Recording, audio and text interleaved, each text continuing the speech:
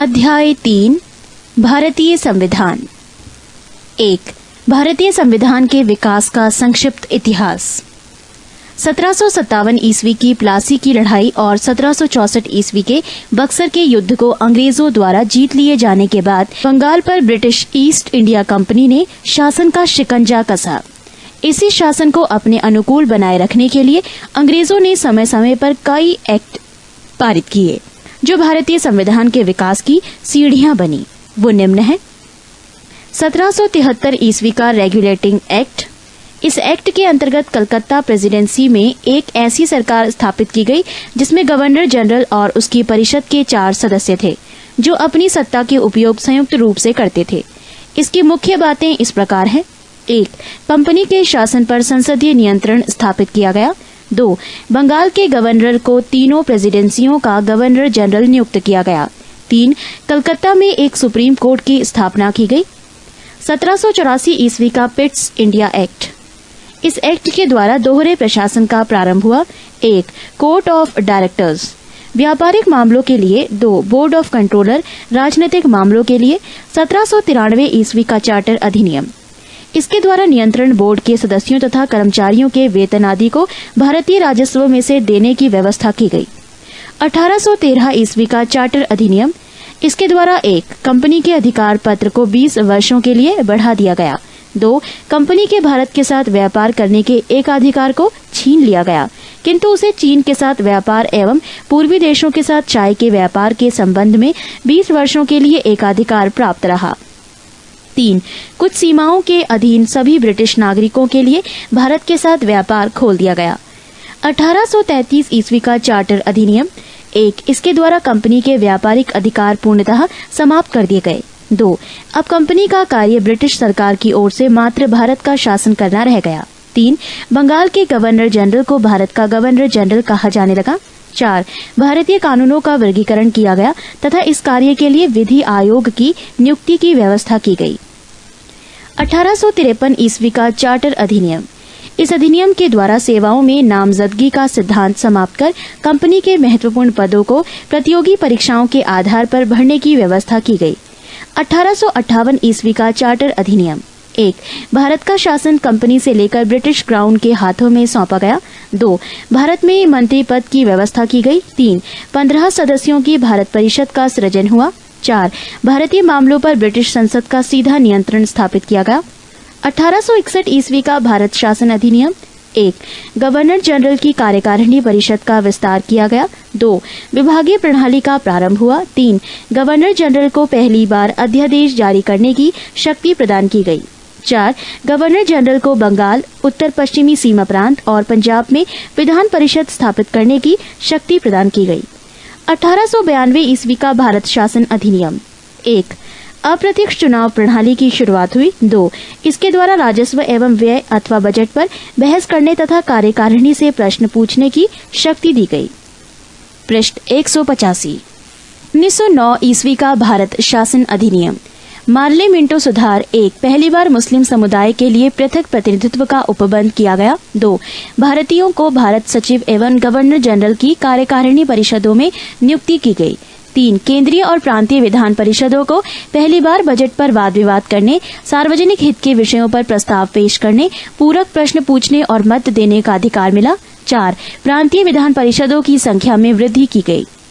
1919 ईस्वी का भारत शासन अधिनियम। मॉन्टेग्यू चेम्सफोर्ड सुधार। 1 केंद्र में द्विसदनात्मक विधायिका की स्थापना की गई। प्रथम राज्य परिषद तथा दूसरी केंद्रीय विधानसभा।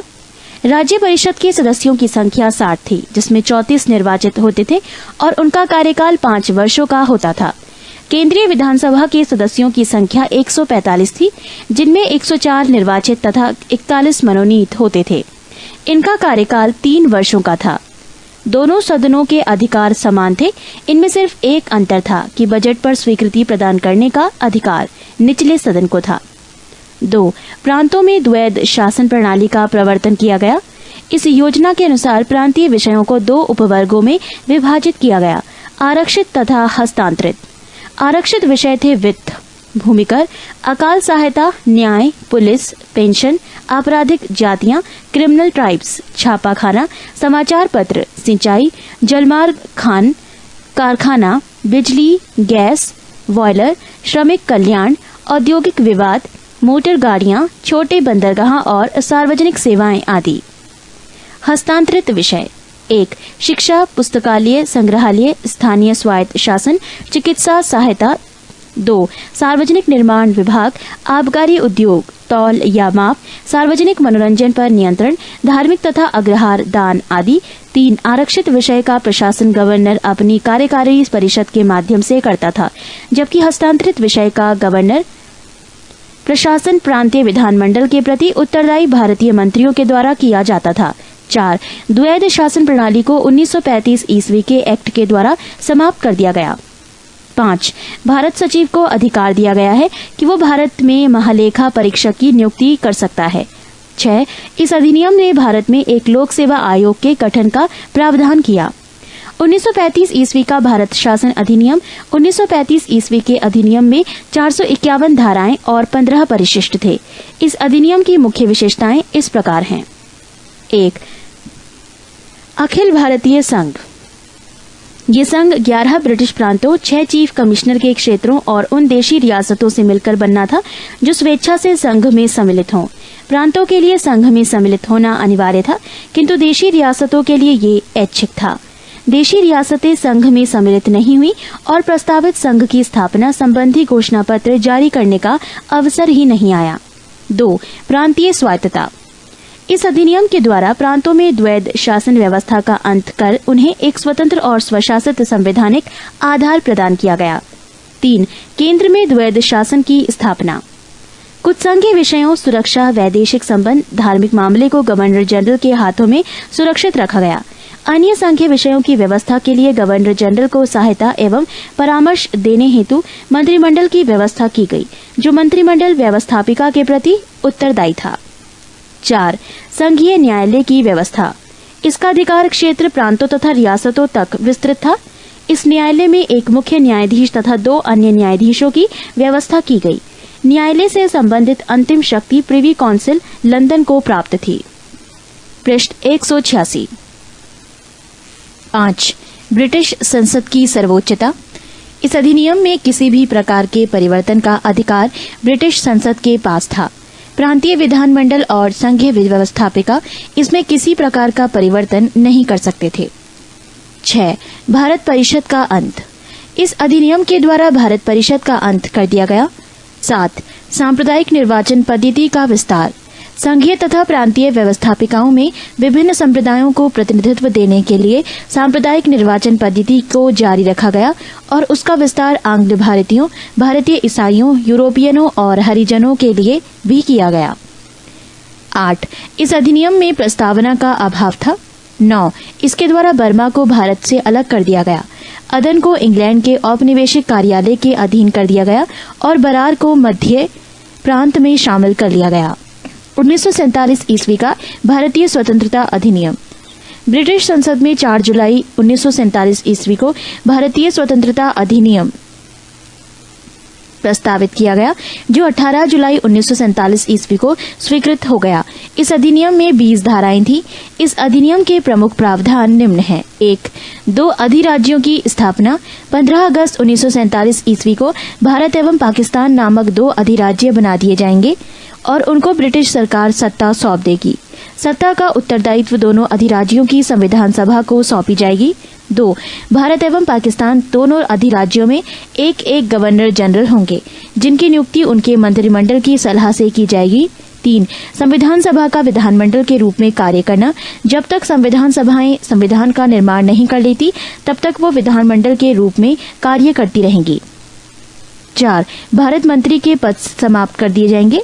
5. 1935 ईस्वी के भारतीय शासन अधिनियम द्वारा शासन जब तक संविधान सभा द्वारा नया संविधान बनाकर तैयार नहीं किया जाता है, तब तक उस समय 1935 ईस्वी के भारतीय शासन अधिनियम द्वारा ही शासन करेगा।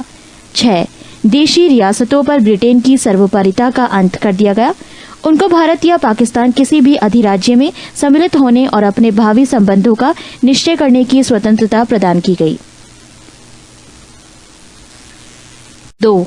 भारतीय संविधान सभा। कैबिनेट मिशन की संस्तुतियों के आधार पर भारतीय संविधान की निर्माण करने वाली संविधान सभा का गठन जुलाई 1946 ईस्वी में किया गया। संविधान सभा के सदस्यों की कुल संख्या 389 निश्चित की गई थी, जिनमें 292 ब्रिटिश प्रांतों के प्रतिनिधि, 4 चीफ कमिश्नर क्षेत्रों के प्रतिनिधि एवं 93 देशी रियासतों के प्रतिनिधि थे। मिशन योजना के अनुसार जुलाई 1946 ईस्वी में संविधान सभा का चुनाव हुआ। कुल 389 सदस्यों में से प्रांतों के लिए निर्धारित 296 सदस्यों के लिए चुनाव हुए। इसमें कांग्रेस को 208, मुस्लिम लीग को 73 स्थान एवं 15 अन्य दलों के तथा स्वतंत्र उम्मीदवार निर्वाचित हुए।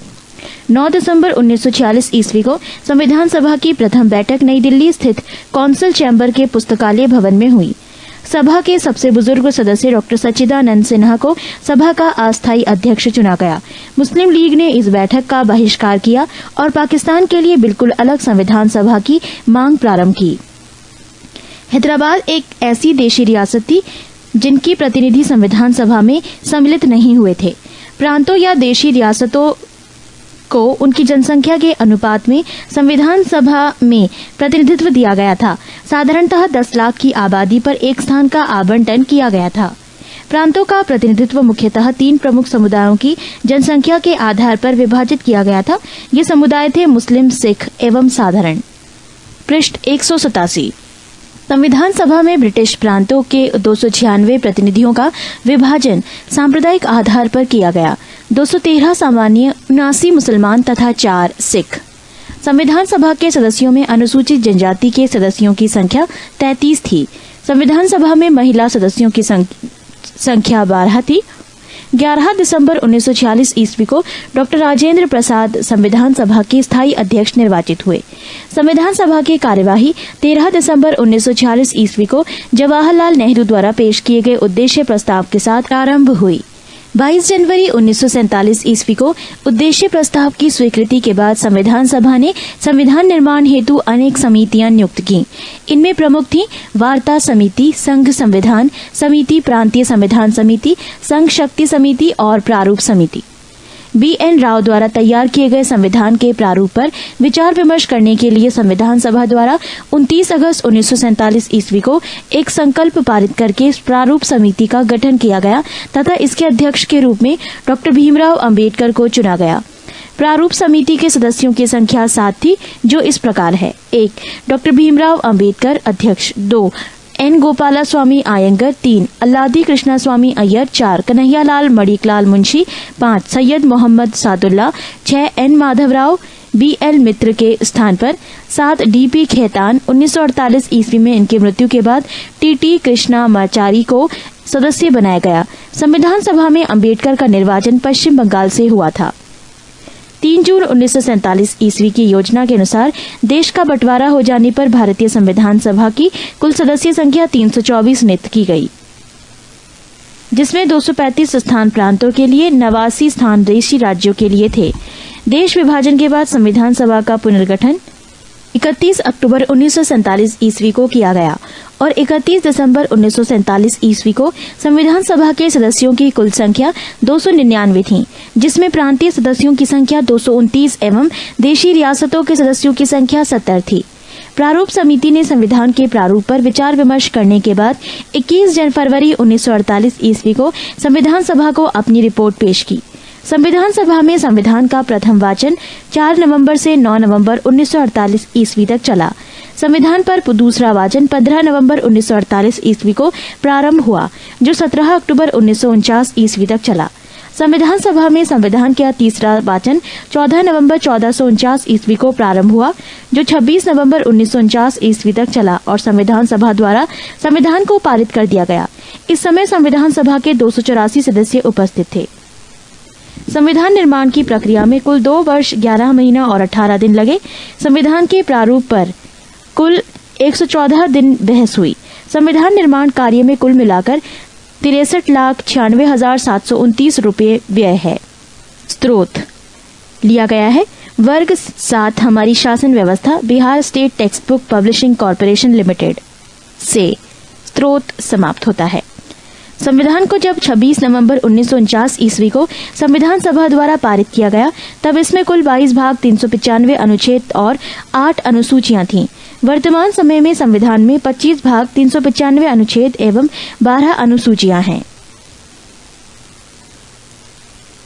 संविधान सभा की प्रमुख समितियों एवं उनके अध्यक्ष: 1 संचालन समिति डॉक्टर राजेंद्र प्रसाद, 2 संघ संविधान समिति पंडित जवाहरलाल नेहरू, 3 प्रांतीय संविधान समिति सरदार वल्लभ भाई पटेल, 4 प्रारूप समिति पंडित डॉक्टर भीमराव अंबेडकर, 5 झंडा समिति JB कृपलानी, 6 संघ शक्ति समिति पंडित जवाहरलाल नेहरू।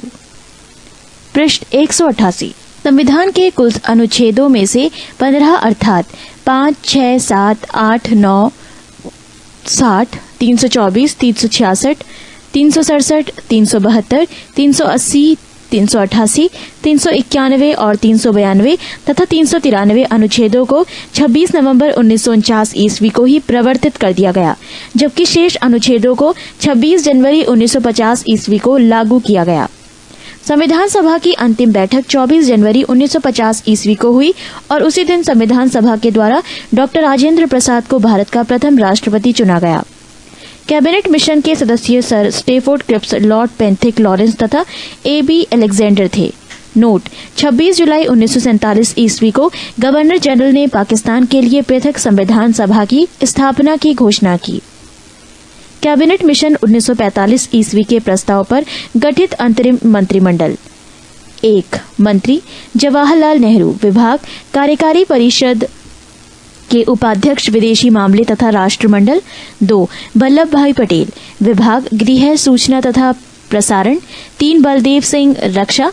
4 जॉन मैथाई, उद्योग तथा आपूर्ति। 5 C राजगोपालाचार्य, शिक्षा। 6 CH भाभा, कार्य खान एवं बंदरगाह। 7 राजेंद्र प्रसाद, खाद्य एवं कृषि। 8 आसफ अली, रेलवे। 9 जगजीवन राम, श्रम। मंत्रिमंडल में शामिल मुस्लिम लीग के सदस्य: 1 लियाकत अली खां, वित्त। 11 II चुंद्रीगर, वाणिज्य। 12 अब्दुल रब नश्तहर, संचार। 13 जोगेंद्रनाथ मंडल, विधि। 14 गजांतर अली खां, स्वास्थ्य। 3 भारतीय संविधान की उद्देशिका अथवा प्रस्तावना: नेहरू द्वारा प्रस्तुत उद्देश्य संकल्प में जो आदर्श प्रस्तुत किया गया, उन्हें ही संविधान की उद्देशिका में शामिल कर लिया गया। संविधान के 42वें संशोधन 1976 द्वारा यथा संशोधित ये उद्देशिका निम्न प्रकार है: हम भारत के लोग भारत को एक संपूर्ण प्रभुत्व संपन्न समाजवादी पंथ निरपेक्ष लोकतंत्रात्मक गणराज्य बनाने के लिए तथा उसके समस्त नागरिकों को सामाजिक, आर्थिक और राजनीतिक न्याय, विचार, अभिव्यक्ति, विश्वास, धर्म और उपासना की स्वतंत्रता, प्रतिष्ठा और अवसर की समता प्राप्त करने के लिए तथा उन सब में व्यक्ति की गरिमा और राष्ट्र की एकता और अखंडता सुनिश्चित करने वाली बंधुता बढ़ाने के लिए दृढ़ संकल्प होकर अपनी इस संविधान सभा में आज तारीख 26 नवंबर 1949 ईस्वी मिति मार्गशीर्ष शुक्ल सप्तमी संवत 2006 विक्रमी को एतद द्वारा इस संविधान को अंगीकृत, अधिनियमित और आत्मार्पित करते हैं। प्रस्तावना की मुख्य बातें: संविधान की प्रस्तावना को संविधान की कुंजी कहा जाता है। प्रस्तावना के अनुसार संविधान के अधीन समस्त शक्तियों का केंद्र बिंदु अथवा स्रोत भारत के लोग ही हैं। प्रस्तावना में लिखित शब्द यथा हम भारत के लोग इस संविधान की को अंगीकृत, अधिनियमित और आत्मार्पित करते हैं, भारतीय लोगों की सर्वोच्च संप्रभुता का उद्घोष करते हैं। प्रस्तावना को न्यायालय में परिवर्तित नहीं किया जा सकता। ये निर्णय यूनियन ऑफ इंडिया बनाम मदन गोपाल 1957 के निर्णय में घोषित किया गया। पृष्ठ 189। पेरूबाड़ी यूनियन वाद 1960 में सर्वोच्च न्यायालय ने निर्णय दिया कि जहां संविधान की भाषा संदिग्ध हो, वहां प्रस्तावना विधिक निर्वाचन में सहायता करती है। बेरूबाड़ी बाद में ही सर्वोच्च न्यायालय ने प्रस्तावना को संविधान का अंग नहीं माना, इसीलिए विधायिका प्रस्तावना में संशोधन नहीं कर सकती। परंतु सर्वोच्च न्यायालय के केशवानंद भारती बनाम केरल राज्यवाद 1973 में कहा कि प्रस्तावना संविधान का अंग है, इसलिए विधायिका संसद उसमें संशोधन कर सकती है। केशवानंद भारतीय बाद में ही सर्वोच्च न्यायालय में मूल ढांचा का सिद्धांत थ्योरी ऑफ बेसिक स्ट्रक्चर दिया तथा प्रस्तावना को संविधान का मूल ढांचा माना। संसद संविधान की मूल ढांचा में नकारात्मक संविधान संशोधन नहीं कर सकती है। स्पष्टतः संसद वैसा संशोधन कर सकती है जिससे मूल ढांचा का विस्तार व मजबूतीकरण होता है। 42वें संविधान संशोधन अधिनियम 1976 के द्वारा इसमें समाजवादी, पंथ निरपेक्ष और राष्ट्र की अखंडता शब्द जोड़े गए हैं। 4. भारतीय संविधान के विदेशी स्रोत। भारत के संविधान के निर्माण में निम्न देशों के संविधान में सहायता ली गई है। 1. संयुक्त राज्य अमेरिका। मौलिक अधिकार, न्यायिक पुनरावलोकन, संविधान की सर्वोच्चता, न्यायपालिका की सर्वोच्चता, निर्वाचित राष्ट्रपति एवं उस पर महाभियोग, उपराष्ट्रपति, उच्चतम एवं उच्च न्यायालयों के न्यायाधीशों को हटाने की विधि एवं वित्तीय आपात। 2. ब्रिटेन। संसदात्मक शासन प्रणाली, एकल नागरिकता एवं विधि निर्माण प्रक्रिया। 3. आयरलैंड। नीति निर्देशक सिद्धांत, राष्ट्रपति के निर्वाचक मंडल की व्यवस्था, राष्ट्रपति द्वारा राज्यसभा में साहित्य, कला, विज्ञान तथा समाज सेवा इत्यादि के क्षेत्र में ख्याति प्राप्त व्यक्तियों का मनोनयन। 4. ऑस्ट्रेलिया। प्रस्तावना की भाषा, समवर्ती सूची का प्रावधान, केंद्र एवं राज्य के बीच संबंध तथा शक्तियों का विभाजन, संसदीय विशेष अधिकार। 5. जर्मनी। आपातकाल के प्रवर्तन के दौरान राष्ट्रपति को मौलिक अधिकार संबंधी शक्तियां। 6. कनाडा। संघात्मक विशेषताएं, अवशिष्ट शक्तियां, केंद्र के पास राज्यपाल की नियुक्ति विषयक प्रक्रिया। 7. दक्षिण अफ्रीका। संविधान संशोधन की प्रक्रिया का प्रावधान। 8. रूस। मौलिक कर्तव्यों का प्रावधान। 9. जापान। विधि द्वारा स्थापित प्रक्रिया। नोट: भारतीय संविधान के अनेक देशी और विदेशी स्रोत हैं, लेकिन भारतीय संविधान पर सबसे अधिक प्रभाव भारतीय शासन अधिनियम 1935 का है। भारतीय संविधान के 395 अनुच्छेदों में से लगभग 250 अनुच्छेद ऐसे हैं जो 1935 ईस्वी के अधिनियम से या तो शब्दशः ले लिए गए हैं या फिर उनमें बहुत थोड़ा परिवर्तन के साथ लिया गया है। 5. भारतीय संविधान की अनुसूची। प्रथम अनुसूची। इसमें भारतीय संघ के घटक राज्यों, 28 राज्यों एवं संघ शासित 7 क्षेत्रों का उल्लेख है। नोट: संविधान के 69वें संशोधन के द्वारा दिल्ली को राष्ट्रीय राजधानी क्षेत्र का दर्जा दिया गया है। द्वितीय अनुसूची। इसमें भारतीय राज्य व्यवस्था के विभिन्न पदाधिकारियों, राष्ट्रपति, राज्यपाल, लोकसभा के अध्यक्ष और उपाध्यक्ष, राज्यसभा के सभापति एवं उपसभापति, विधानसभा के अध्यक्ष और उपाध्यक्ष, विधान परिषद के सभापति एवं उपसभापति, उच्चतम न्यायालय और उच्च न्यायालयों के न्यायाधीशों और भारत के नियंत्रक, महालेखा परीक्षक आदि को प्राप्त होने वाले वेतन, भत्ते और पेंशन आदि का उल्लेख किया गया है। तृतीय अनुसूची। इसमें विभिन्न पदाधिकारियों, राष्ट्रपति, उपराष्ट्रपति, मंत्री, उच्चतम एवं उच्च न्यायालय के न्यायाधीशों द्वारा पद ग्रहण के समय ली जाने वाली शपथ का उल्लेख है। पृष्ठ 190। चौथी अनुसूची। इसमें विभिन्न राज्यों तथा क्षेत्रों की राज्यसभा में प्रतिनिधित्व का विवरण दिया गया है। 5वीं अनुसूची। इसमें विभिन्न अनुसूचित क्षेत्रों और अनुसूचित जनजाति के प्रशासन और नियंत्रण के बारे में उल्लेख है। 6ठी अनुसूची। इसमें असम, मेघालय, त्रिपुरा और मिजोरम राज्यों के जनजातीय क्षेत्रों के प्रशासन के बारे में प्रावधान है। 7वीं अनुसूची।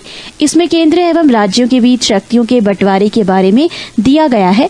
इसके अंतर्गत 3 सूचियां हैं: संघ सूची, राज्य सूची और समवर्ती सूची।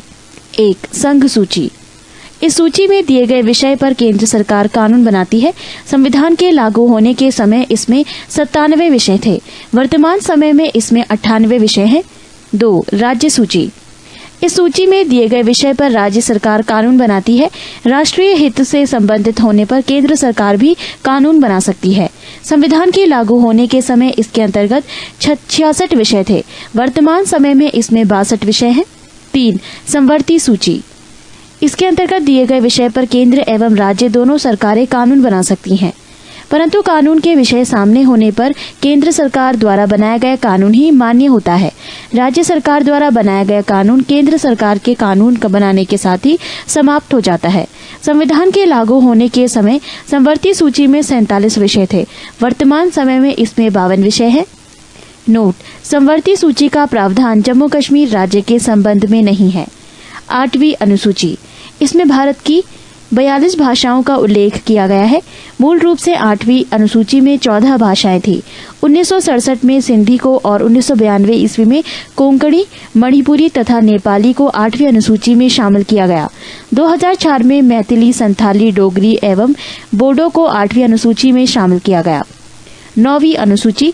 नवी संविधान में ये अनुसूची प्रथम संविधान संशोधन अधिनियम 1951 के द्वारा जोड़ी गई। इसके अंतर्गत राज्य द्वारा संपत्ति के अधिग्रहण की विधियों का उल्लेख किया गया है। इस अनुसूची में सम्मिलित विषयों को न्यायालय में चुनौती नहीं दी जा सकती है। वर्तमान में इस अनुसूची में 284 अधिनियम हैं। नोट: अब तक ये मान्यता थी कि संविधान की 9वीं अनुसूची में सम्मिलित कानूनों की न्यायिक समीक्षा नहीं की जा सकती। 11 जनवरी 2007 के संविधान पीठ के एक निर्णय द्वारा ये स्थापित किया गया है कि 9वीं अनुसूची में सम्मिलित किसी भी कानून को इस आधार पर चुनौती दी जा सकती है कि वो मौलिक अधिकारों का उल्लंघन करता है तथा उच्चतम न्यायालय इन कानूनों की समीक्षा कर सकता है। 10वीं अनुसूची। ये संविधान में 52वें संशोधन 1985 के द्वारा जोड़ी गई है। इसमें दल बदल में से संबंधित प्रावधानों का उल्लेख है। 11वीं अनुसूची। ये अनुसूची संविधान में 73वें संवैधानिक संशोधन 1993 के द्वारा जोड़ी गई है। इसमें पंचायती राज संस्थाओं को कार्य करने के लिए 29 विषय प्रदान किए गए हैं। 12वीं अनुसूची। ये अनुसूची संविधान में 74वें संवैधानिक संशोधन 1993 के द्वारा जोड़ी गई है। इसमें शहरी क्षेत्र की स्थानीय स्वशासन संस्थाओं को कार्य करने के लिए 18 विषय प्रदान किए गए हैं। 7. देशी रियासतों का भारत में विलय। देशी रियासतों को भारत में सम्मिलित करने के लिए सरदार वल्लभ भाई पटेल के नेतृत्व रियासती मंत्रालय बनाया गया। जूनागढ़ रियासत को जनमत संग्रह के आधार पर, हैदराबाद की रियासत को पुलिस कार्यवाही के माध्यम से और जम्मू कश्मीर रियासत को विलय पत्र पर हस्ताक्षर के द्वारा भारत में मिलाया गया। पृष्ठ 191। 7. संघ और उसका राज्य क्षेत्र। भारत राज्यों का संघ है जिसमें संप्रति 28 राज्य और 7 केंद्र शासित प्रदेश हैं। अनुच्छेद 1 भारत अर्थात इंडिया राज्यों का संघ होगा। 2 राज्य और उनके राज्य क्षेत्र वो होंगे जो पहली अनुसूची में विनिर्दिष्ट है। 3 भारत के राज्य क्षेत्र में अर्जित किए गए अन्य राज्य क्षेत्र समाविष्ट होंगे। अनुच्छेद 2 भारत की संसद के विधि द्वारा ऐसे निर्बंधों और शर्तों पर जो वह ठीक समझे संघ में नए राज्य का प्रवेश या उनकी स्थापना की शक्ति प्रदान की गई। अनुच्छेद 3 नए राज्यों का निर्माण और वर्तमान राज्यों के क्षेत्रों, सीमाओं या नामों में परिवर्तन संसद विधि द्वारा कर सकती है। 8 राज्यों का पुनर्गठन। भाषा के आधार पर राज्यों का पुनर्गठन उचित है या नहीं, इसकी जांच के लिए संविधान सभा के अध्यक्ष राजेंद्र प्रसाद ने इलाहाबाद उच्च न्यायालय के अवकाश प्राप्त न्यायाधीश S.K. धर की अध्यक्षता में एक 4 सदस्यीय आयोग की नियुक्ति की। इस आयोग ने भाषा के आधार पर राज्यों के पुनर्गठन का विरोध किया और प्रशासनिक सुविधा के आधार पर राज्यों के पुनर्गठन का समर्थन किया। धर आयोग के निर्णयों की परीक्षा करने के लिए कांग्रेस कार्य समिति ने अपने जयपुर अधिवेशन में जवाहरलाल नेहरू, वल्लभ भाई पटेल और पट्टाभी सितार मैया की एक समिति का गठन किया। इस समिति ने भाषाई आधार पर राज्यों के पुनर्गठन की मांग को खारिज कर दिया। नेहरू, पटेल एवं सितार मैया JVP समिति की रिपोर्ट के बाद मद्रास राज्य के तेलुगु भाषियों ने पोटी श्री रामुल्लू के नेतृत्व में आंदोलन प्रारंभ किया। 56 दिन के आमरण अनशन के बाद 15 दिसंबर 1952 ईस्वी को रामुल्लू की मृत्यु हो गई। रामुल्लू की मृत्यु के बाद प्रधानमंत्री नेहरू ने तेलुगु भाषियों के लिए पृथक आंध्र प्रदेश के गठन की घोषणा कर दी। 1 अक्टूबर 1953 ईस्वी को आंध्र प्रदेश राज्य का गठन हो गया। ये राज्य स्वतंत्र भारत में भाषा के आधार पर गठित होने वाला पहला राज्य था। उस समय आंध्र प्रदेश की राजधानी कर्नूल थी। राज्य पुनर्गठन आयोग के अध्यक्ष फजल अली थे। इसके अन्य सदस्य पंडित हृदयनाथ कुंजरू और सरदार KM पाणिक्कर थे। राज्य पुनर्गठन अधिनियम जुलाई 1956 ईस्वी में पास किया गया। इसके अनुसार भारत में 14 राज्य एवं 6 केंद्र शासित प्रदेश स्थापित किए गए। नवंबर 1954 ईस्वी को फ्रांस की सरकार ने अपनी सभा बस्तियां पौंडीचेरी, यनाम, चंद्रनगर और केरिकल को भारत को सौंप दिया। 28 मई 1956 ईस्वी को इस संबंध में संधि पर हस्ताक्षर हो गए। इसके बाद इन सभी को मिलाकर पौंडीचेरी संघ राज्य क्षेत्र का गठन किया गया। भारत सरकार ने 18 दिसंबर 1961 ईस्वी को गोवा, दमन व द्वीप की मुक्ति के लिए पुर्तगालियों के विरुद्ध कार्यवाही की और उन पर पूर्ण अधिकार कर लिया। 12वें संविधान संशोधन द्वारा गोवा, दमन व द्वीप को प्रथम परिशिष्ट में शामिल करके भारत का अभिन्न अंग बना दिया गया।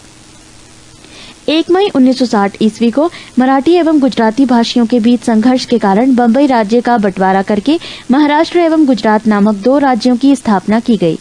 नागा आंदोलन के कारण असम को विभाजित करके 1 दिसंबर 1963 ईस्वी में नागालैंड को अलग राज्य बनाया गया। 1 नवंबर 1966 ईस्वी में पंजाब को विभाजित करके पंजाब यानी पंजाबी भाषा एवं हरियाणा हिंदी भाषी 2 राज्य बना दिए गए। 25 जनवरी 1971 ईस्वी को हिमाचल प्रदेश को पूर्ण राज्य का दर्जा दिया गया। 21 जनवरी 1972 ईस्वी मणिपुर, त्रिपुरा एवं मेघालय को पूर्ण राज्य का दर्जा दिया गया। पृष्ठ 192। 26 अप्रैल 1975 ईस्वी को सिक्किम भारत का 22वां राज्य बना। 20 फरवरी 1987 ईस्वी में मिजोरम एवं अरुणाचल प्रदेश को पूर्ण राज्य का दर्जा दिया गया। 30 मई 1987 ईस्वी में गोवा को 25वां राज्य का दर्जा दिया गया। 1 नवंबर 2000 ईस्वी को छत्तीसगढ़ 26वां राज्य, 9 नवंबर 2000 ईस्वी उत्तरांचल अब उत्तराखंड 27वां राज्य एवं 15 नवंबर 2000 ईस्वी को झारखंड 28वां राज्य बनाया गया। वर्तमान समय में भारत में 28 राज्य एवं 7 संघ राज्य क्षेत्र हैं। इन्हें ही संविधान की प्रथम अनुसूची में शामिल किया गया है। क्षेत्रीय परिषद। भारत में 5 क्षेत्रीय परिषद है। इनका गठन राष्ट्रपति के द्वारा किया जाता है और केंद्रीय गृह मंत्री या राष्ट्रपति द्वारा मनोनीत केंद्रीय मंत्री क्षेत्रीय परिषद का अध्यक्ष होता है। संबंधित राज्यों के मुख्यमंत्री उपाध्यक्ष होते हैं जो प्रतिवर्ष बदलते रहते हैं। नए राज्यों का गठन वर्ष: आंध्र प्रदेश 1953 ईस्वी, महाराष्ट्र 1960 ईस्वी, गुजरात 1960 ईस्वी, नागालैंड 1963 ईस्वी, हरियाणा 1966 ईस्वी, हिमाचल प्रदेश 1971 ईस्वी, मेघालय 1972 ईस्वी, मणिपुर, त्रिपुरा 1972 ईस्वी, सिक्किम 1975 ईस्वी, मिजोरम, अरुणाचल प्रदेश, गोवा 1987 ईस्वी, छत्तीसगढ़, उत्तराखंड एवं झारखंड 2000 ईस्वी। भारत में कुल 5 क्षेत्रीय परिषदों पर सम्मिलित राज्यों के नाम इस प्रकार हैं। 1. उत्तरी क्षेत्रीय परिषद पंजाब, हरियाणा, राजस्थान, जम्मू कश्मीर, हिमाचल प्रदेश तथा चंडीगढ़ एवं दिल्ली संघ राज्य क्षेत्र। 2. मध्य क्षेत्रीय परिषद उत्तर प्रदेश, मध्य प्रदेश, उत्तराखंड एवं छत्तीसगढ़। 3. पूर्वी क्षेत्रीय परिषद बिहार, पश्चिम बंगाल, उड़ीसा, झारखंड, असम, सिक्किम, मणिपुर, त्रिपुरा, मेघालय, नागालैंड, अरुणाचल प्रदेश तथा मिजोरम। 4. पश्चिमी क्षेत्रीय परिषद गुजरात, महाराष्ट्र, गोवा राज्य, दमन द्वीप एवं दादर तथा नगर हवेली संघ राज्य क्षेत्र। 5. दक्षिणी क्षेत्रीय परिषद आंध्र प्रदेश, केरल, कर्नाटक एवं तमिलनाडु राज्य एवं पुदुचेरी संघ राज्य क्षेत्र। 9. भारतीय संविधान के प्रमुख भाग। भाग 1 संघ एवं उसका राज्य क्षेत्र, अनुच्छेद 1 से 4। भाग 2 नागरिकता, अनुच्छेद 5 से 11। भाग 3 मौलिक अधिकार, अनुच्छेद 12 से 35। भाग 4 नीति निर्देशक तत्व, अनुच्छेद 36 से 51। भाग 4 का मूल कर्तव्य, अनुच्छेद 51 का। भाग 5 संघ, अनुच्छेद 52 से 151। भाग 6 राज्य, 152 से 237। भाग 8 संघ राज्य क्षेत्र, अनुच्छेद 239 से 242। भाग 11 संघ और राज्यों के बीच संबंध, अनुच्छेद 245 से 263। भाग 14 संघ एवं राज्यों के अधीन सेवाएं, अनुच्छेद 308 से 323। भाग 15 निर्वाचन, अनुच्छेद 324 से 329। भाग 17 राजभाषा, अनुच्छेद 343 से 351। भाग 18 आपात उपबंध, अनुच्छेद 352 से 360। भाग 20 संविधान संशोधन, अनुच्छेद 368। पृष्ठ 193।